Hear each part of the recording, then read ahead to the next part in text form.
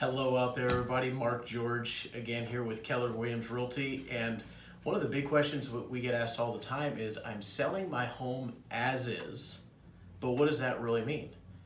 So as is on a contract is going to, of course, mean we're selling the home the way it stands today. The buyer does have the right to inspect. So they're going to put down their escrow deposit, and that's going to be 100% refundable within the inspection period, typically 7 to 10 days. So if a buyer does come up with inspection items that are of a serious nature, a bad roof, electrical, plumbing, some type of major item that's a legitimate concern, in most cases the seller is going to want to negotiate with that current buyer because the issue isn't going to go away. So it's a matter of, do we negotiate the item now with this buyer or fix the thing and then hope to find a buyer later?